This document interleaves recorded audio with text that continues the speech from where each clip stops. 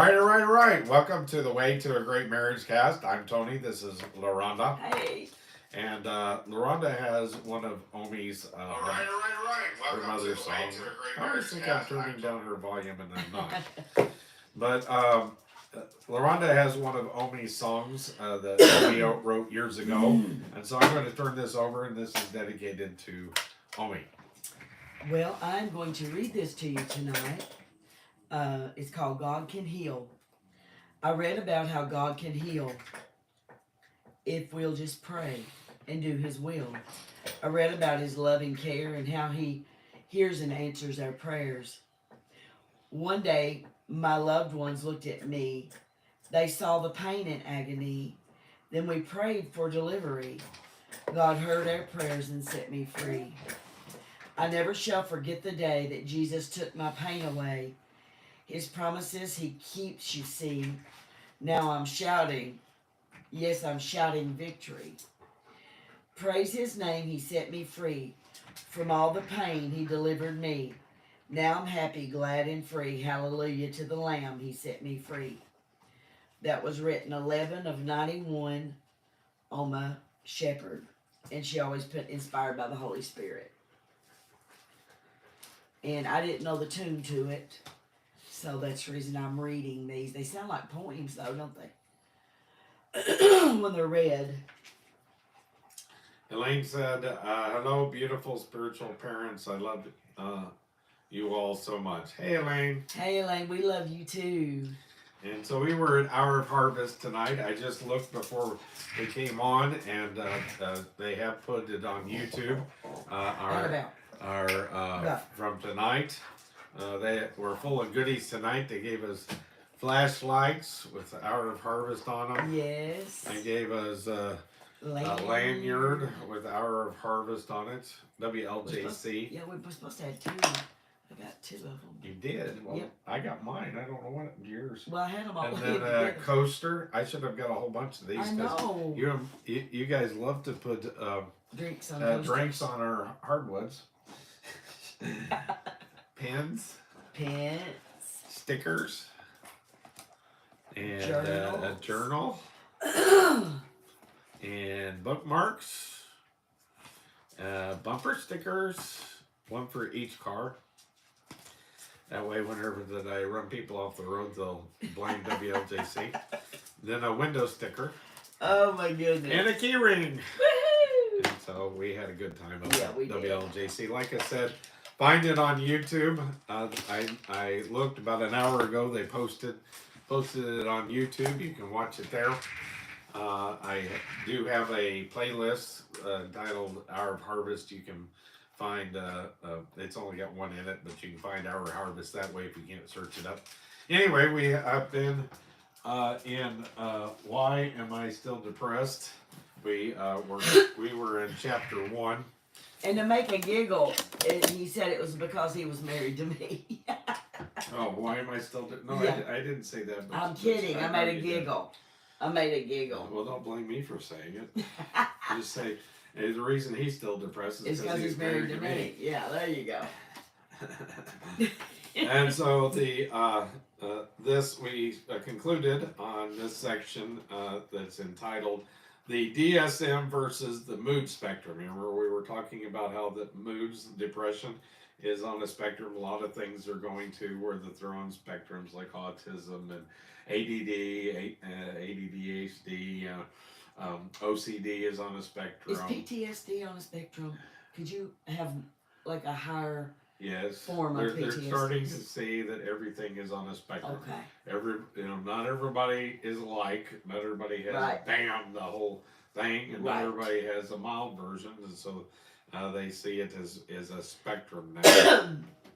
Everybody's different. It's how that they diagnose, and it is on a spectrum. So that's what this does. And so to understand the importance of a spectrum of thinking about psychiatric diagnosis, it is important to understand the current, somewhat possible system of the DSM. I noticed whenever Jordan Peterson was talking about the cluster B personality disorders, sociopath, the psychopath, the borderline personality disorder, the a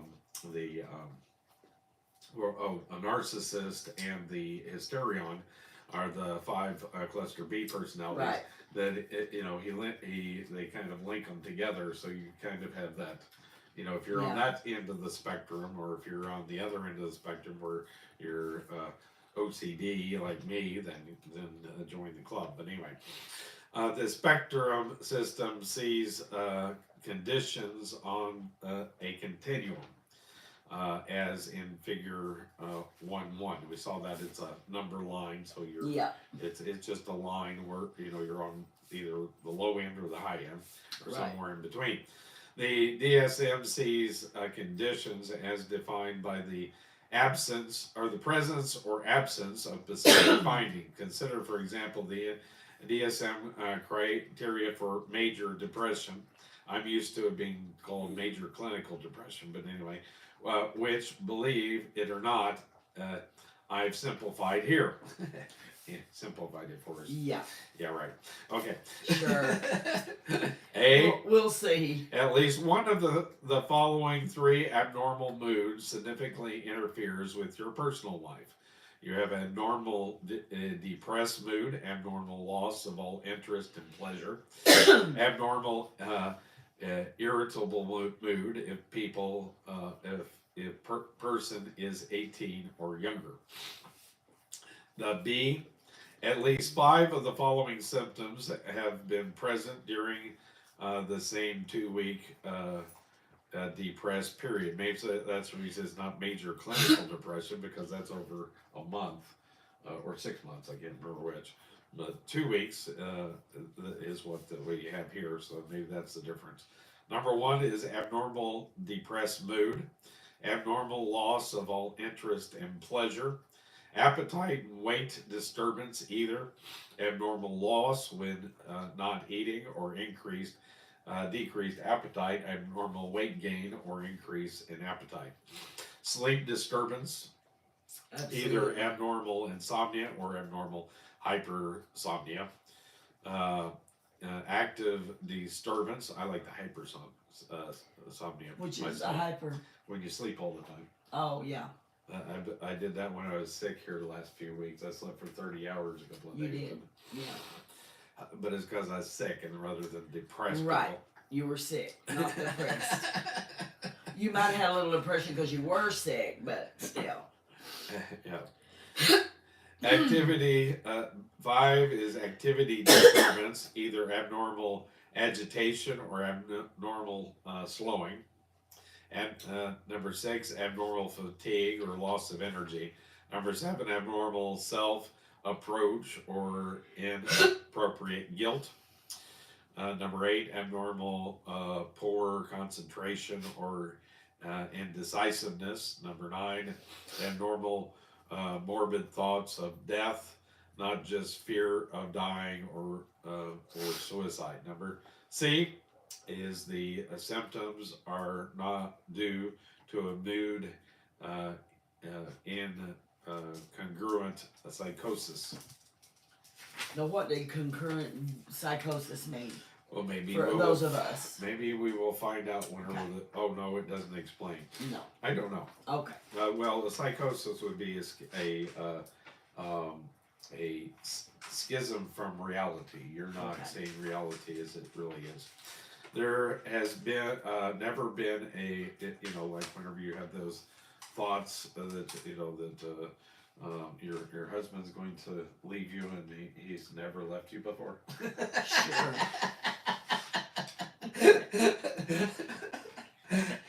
Those kind of things. There has never been a manic episode, a mixed episode, or a hypomanic episode. E, the symptoms are not due to a physical illness, alcohol, medication, or street drugs. That's why I predicated that I was sick. Right. And the symptoms are not due to normal bereavement. So you're allowed to be depressed if you lost a loved one. Absolutely, you are. As you see, the DSM criteria are not particularly user-friendly. They look oddly precise and yet arbitrary. Oh, I guess that was the DSM criteria. Yeah. And for that's why you have to be a psychiatrist to be able to understand what they're talking Right. about. For example, according to the DSM criteria for bipolar disorder or maniac episodes must last at least 7 days. Well, what should be done if someone's manic episode lasts 6.5 days? Is that not bipolar? Sounds it. However, the DSM actually does serve several useful purposes. For one thing, it is an important tool in research settings. Doctors in Pittsburgh, Pennsylvania, can study major depression and compare the results with doctors study major depression in Dallas, Texas, and assume that they are studying roughly the same thing. And I've noticed anymore that counselors have kind of gotten away from actually doing diagnosis. They will tell you what your diagnosis is. Elaine says insomnia has hit me hard. I also have normal insomnia and renal insomnia. It's bad. Yes, insomnia is bad. Insomnia is bad. I had it a couple of nights ago, Bailey. Could not go to sleep. I just 7 o'clock in the morning is when I just do a Waycast. Yeah, he comes down and studies his Bible. That's the best thing. Anyway, one of the things, a lot of people are like, why do you want I don't want to be lumped in a category. Why do you want to do that? Well, it helps people to realize how to kind of relate to what's going on with you. If you kind of know, then you kind of can realize what the person might they won't be I can't believe you did that, but you kind of can expect how that they're going to act if you kind of know what their diagnosis is too. Yeah. The clinicians like me, that's this doctor and not me, who see patients most of the day, most days a week, as opposed to a researcher who generally sees a lot fewer patients per week, can read their published research and apply the results to a similar set of patients in their own practice. Ow. Okay, you guys, go. In addition, the DSM categories such as major depression and bipolar disorder can be used as a common language by all who understand this diagnosis rules. This enables doctors and therapists to converse easily using a common set of assumptions about broad diagnosis categories. Because the DSM has value in these ways, we should not ridicule it or throw it out. We just have to recognize its limitations and recognize that the spectrum model described in this book has some advantages as a way of seeing. There is a term for this way of thinking about models, such as the DSM versus mood spectrum, called heuristics. In plain English, it means something like this: make an educated guess and see how it works. Try a certain way of thinking or looking at a problem. If using that guess or model seems to lead to better outcomes, keep using it. If not, try another. The next section explains how the model spectrum concept is a useful tool in just this way. Okay, where you at? The headline. Okay. The mood spectrum, just a different way of thinking. In the DSM mode of thinking, making an accurate diagnosis requires determining whether the patient with depression symptoms is unipolar or bipolar. Whereas in the mood spectrum approach, we clinicians don't ask what might be the most accurate label for you. Instead, we ask where might your symptoms lie on the mood spectrum. The bipolar clinic at Harvard's teaching hospital recently began using a system like this, which they call the bipolarity index, instead of saying yes or no as to whether you might have bipolar or not. They try to determine how much bipolarity you have. More about the bipolarity index appears in chapter 3. But just in case you're starting to feel lost in all these things and ways of thinking, remember your diagnosis has two main functions: one, to help you guide to effective treatment, and number two, to offer some clues about your future, such as, will this go away? How bad could it get? Will it come again? Or would my children might get it? Some people can find themselves in the middle of a debate between doctors about what they have, whether neither diagnostic function is occurring. Unfortunately, as you may have experienced, this unipolar or bipolar debate can become quite intensive. When the doctors disagree, the patient can be stuck in the middle. This is never a good thing.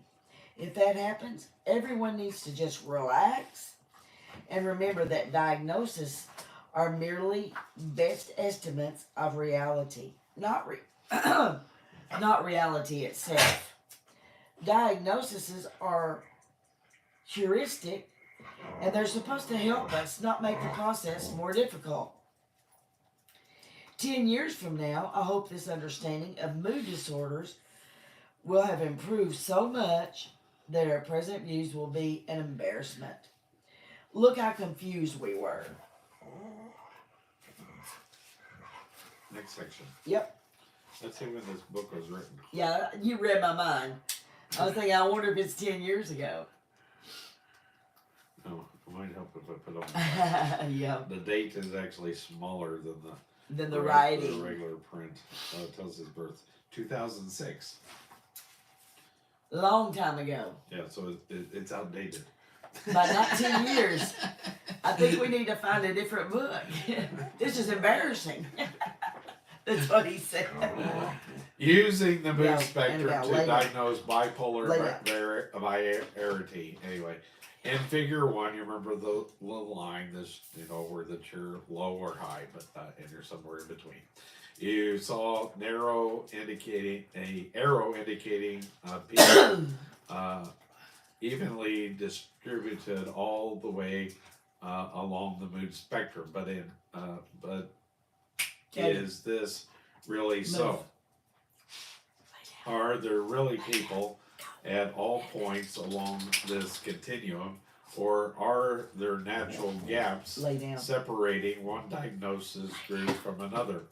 This very idea was studied by Dr. Franco Benazzi, a mood researcher in Italy, who found no such gaps. While this is just a single study, his work suggests that no natural cutoff can be found when trying to distinguish unipolar disorder from bipolar disorder. So there must be a mixing zone in the middle where bipolar symptoms have diminished and finally a point at which they diminish to zero.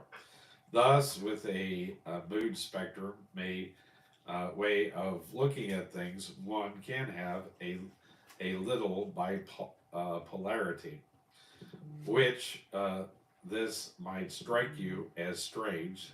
It's what this very chapter is about. So read on. Yes, you can have a little bipolarity, so little that you might not have even worried if you had manic depressive or bipolar disorder. But here's why you should wonder. Perhaps you have enough bipolarity that antidepressants carry more risk for you than in people who are more unipolar than you. Perhaps you have enough bipolarity that you might be better with the treatment approach used for people who are more obviously bipolar than you. Okay. Our dogs are not helping us tonight. Naming and understanding the different types of bipolar. As you continue to learn about the mood spectrum in this book and from other sources such as the internet, you will encounter different labels for bipolar variations. There are two current labels for a little bipolarity, and chapter 2 looks at a way called hypomania, especially subtle hypomania. Chapter 3 looks at another way that's been called soft bipolar disorder and also examines how bipolar blends into normal. Finally, we get to the making of your diagnosis in chapter 4. However, first let's take a moment to get these names straight. The official bipolar subtypes are often depicted with a diagram, such as figure 1 and 2. The boxes below depict depression. The ones above the line depict hypomanic or manic symptoms. The severity of symptoms is shown by the height of the box. Bipolar number 1, mania, is the combination of full manic symptoms as well as full depressive symptoms, which the manic episodes are primarily euphoric. This is often called classic bipolar disorder. The version was formerly known as manic depressive disorder. Though euphoric mania is what most people think of when they hear the word bipolar, but as you will learn in this book, the reality of bipolar disorder is vastly more diverse and complex. Here's what this looks like. I didn't know if we had showed you that. No. Okay. That is the spectrum that they're showing us. Bipolar 2, hypomania, although the term was informally used for many years, it wasn't until 1994 that this became an official term. If you recognize the Greek prefix hypo as meaning under or less than, you can figure out hypomania means a little mania. That's pretty close. Manic symptoms, but less severe and sometimes shorter. The trick is to remember that manic episodes can be a very negative experience. Roughly half the time that people are manic, the experience is not euphoric or full of great confidence, joy, hope, pleasure, but dysphoric, where people experience most sensory input as harsh and unpleasant. Lights are too bright, noises are too loud, their thoughts are rapid and intense, and often extremely negative and angry, and they find other people to be too slow, they're stupid, or irritating. Oh boy. It's also true in hypomania. Many think that patients, like their hypomania, will conceal it or even fail to recognize it as abnormal. This may be somewhat true for subtle forms of hypomania, but less for severe hypomania.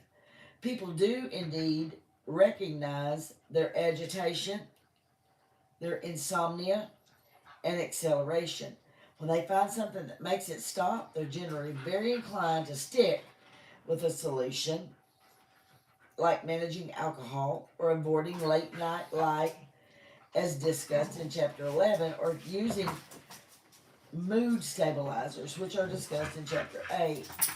Fortunately, they have now many treatment options and can often find one that does not place the patient in this dilemma of choosing between symptoms and side effects. Okay. My turn? Yep.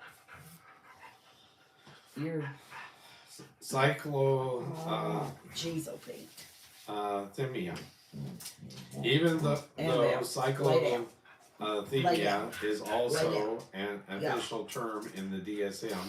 This diagnosis is rarely used because it's characterized by mild depression, in distinction to the full depression associated with bipolar 2.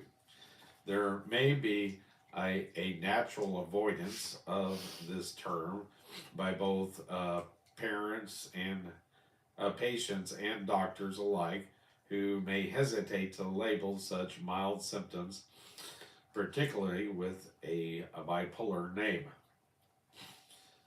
Uh, Angry, sorry. Oh, What? let's see. She said, Elaine said that like me, what LaRonda just read makes me very angry. Sorry. Well, it is what it is. What did you read? Well, I read all that page over there about the things that's going on. Okay. And I want to know, you told me that this was helping you, you wanted to understand it, but is it, and do you like this? Do you like what we're reading? I mean, not that it makes you angry. So we need to know that from you, Bailey. Bipolar NOS, not otherwise specified. The DMS uses the NOS label for conditions that don't meet the criteria of the official label. Thus, there are also depression NOS, anxiety NOS, psychosis NOS, and so forth. Bipolar NOS is supposed to describe patients who have some bipolar features but do not qualify for a particular bipolar variant recognized by the DSM. In practice, the NOS label sometimes may be used so the practitioner doesn't have to be more specific about exactly which kind of bipolar disorder is involved. In addition, because the very name is rather vague, some doctors or perhaps patients think less stigma might be associated with this particular label. Although clinicians are not supposed to do this, I know they sometimes even use depression NOS for patients with bipolar features that might otherwise be coded bipolar 2, hoping that depression NOS is the least stigmatizing of all these labels. Soft bipolar. Elaine says, I do understand it. It is helping me. I'd be like what you say if I didn't get it. I'd be like, what? Oh, okay. Soft bipolar. The term soft bipolar spectrum was introduced in 1987. This is not a DSM label, but it has been used to differ to the entire collection of bipolar variations that do not make themselves obvious through mania. As noted earlier, obvious symptoms are more likely to be recognized by multiple observers, creating a hard finding that may anchor efforts to that can anchor efforts at diagnosis. Anchor efforts. By contrast, less obvious symptoms leave conditions basing a patient's diagnosis on less firm grounds, thus the term soft bipolar. This term is something you sometimes used quite generally in reference to any bipolar variant where the data supporting the diagnosis are not hard or easily recognized and agreed upon. I hope you're already concluding that making a firm diagnosis or bipolar disorder can be very difficult, and similarly, that firmly ruling out bipolar may be even more difficult. what is a uh, diagnostic, a diagnostician or you to do. One defense against this confusion is to learn more about bipolar variations as presented in the next two chapters. Oh boy. Oh boy. Yeah, we may have just let Bailey read this book if we go on to something different. Well, like I said, this book was recommended to me. I don't know if she sold it to me or gave it to me, but anyway, a counselor. I was researching. When I started seeing her, I started researching what was wrong with me, and she was like, "No, Tony, don't do that." No, well, not a good see, idea. one of the problems with OCD is you're a hypochondriac. You think you have everything. And so, she said you can read it for fun, and so she recommended reading this book for fun. And so, it's just to educate you about the subject. It's a hard read. If you really want to know what's wrong with you, you probably need to see a psychiatrist and let them diagnose you. Yes, they're the only ones. A doctorate in psychiatry is the only ones who can give a diagnosis. Exactly, and we, is it okay that I tell we're over Celebrate Recovery? Huh? Can we talk that we're over Celebrate Recovery? You can talk about Celebrate Recovery. Yeah, well, Tony is ministry leader at our Celebrate Recovery at Glory Land Baptist Church, in between Brea and Richmond, and so this kind of book for us helps people when they come in there, for us to know about more mental things. If somebody comes in with something and you don't know how to deal with it. We don't do that in We don't do that. I just meant you could tell them we don't do that. This helps us whenever that I am pastorally counseling somebody, one-on-one, as that wants help. Maybe they're getting married or they're having marriage problems or something like that. Then Celebrate Recovery is not to fix Celebrate you. Recovery It's only to listen. Does not do it doesn't do that. No, I just meant it just. It is basically, if we considered it in psychology, it's group therapy. Group therapy, yeah. Well, but there's not a clinician in charge of this group. Right, exactly. We do have mental stuff. It's a level group. Everybody is a participant. There's no one-on-one. There's not a cognitive therapist trying to manipulate the group. Not at all. It's not how it is at all. But things, the book like that helps me understand, maybe just for me myself, understand people better, in general, not to try to fix them, because but just help me understand maybe the way somebody's feeling, something like that. But right. And Bailey, a lot of people have trouble with that, being able to shut out little noises and lights. I knew somebody that had difficulty with that. The vent fan running would drive them nuts. Oh yeah, I've known several people that if you sit and open. I have a heater that I've given to 3 different tenants. It has an airplane syndrome. They say it sounds like an airplane. No, it's like this. I've got somebody I know that if you're like sitting behind them and you're opening this, they'll go shh. Even this. I've had people that to say not to open my candy wrappers when I'm on the Waycast. Yeah. See, that's what I mean. It overstimulates them or whatever, or the light, or whatever. Okay. Katie loves Tony, and the feeling is not mutual. And she just thinks that he just loves her so much. And Annabelle gets hair all over us. So we love you, Annabelle. We do. Lay down. What did Bailey say? Loranda can tell when I'm getting overstimulated. Yes. Yeah. Go, Bailey. Go. Lay down. Oh my goodness. They're not cooperating. Well, they know that we're not feeling well, and they want us to reassure them that we're okay. Yeah. And That's exactly what it is. And so that's what's going on with them Yeah. tonight. They're being way too codependent. Yeah, they are. They're like, "Are you okay? You okay? You okay?" Annabelle never climbs up not. in, Leave me alone. in Tony's lap. See, there she goes. Yeah. She's getting hair all over him. Yeah. She's worried about him I don't know. because we're not feeling good.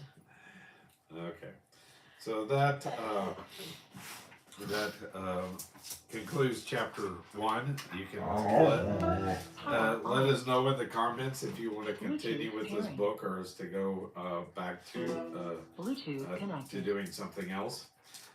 Topical, talking about a different topic each night.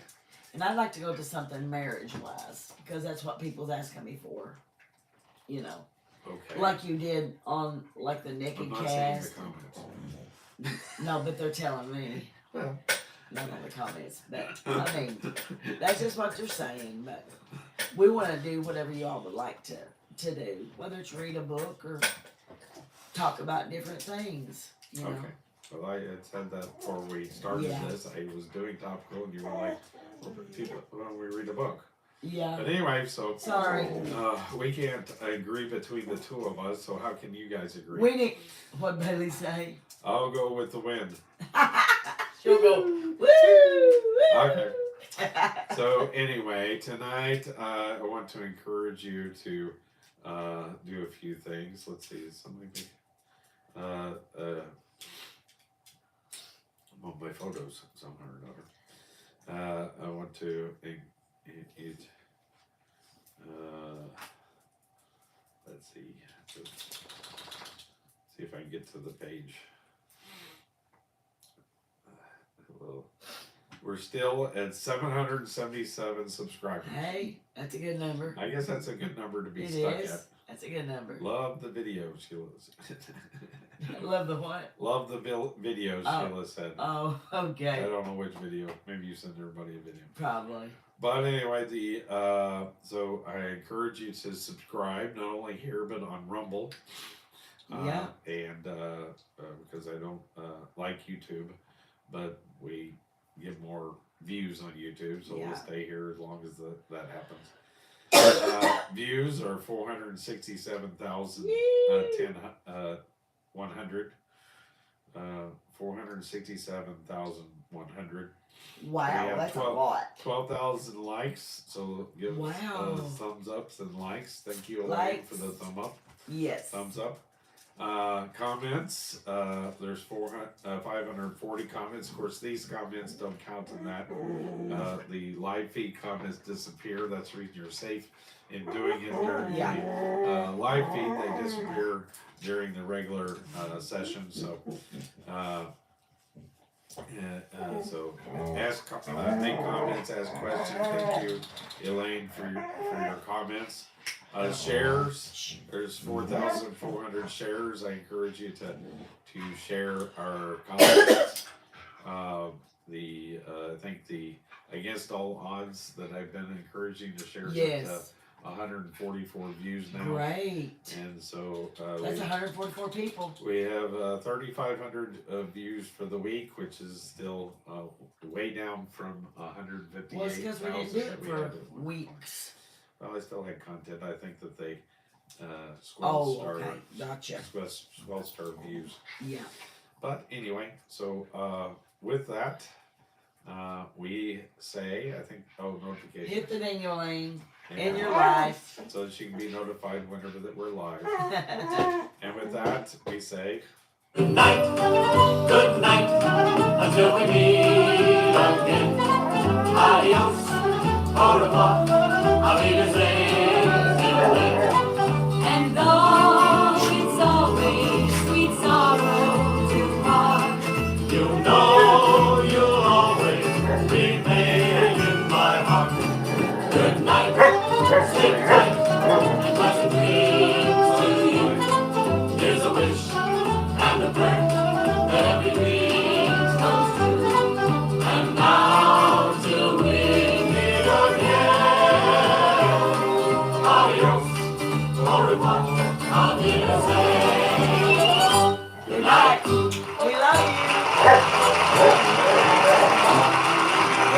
forget you are truly loved. That's the Sainsbury half-hour show hits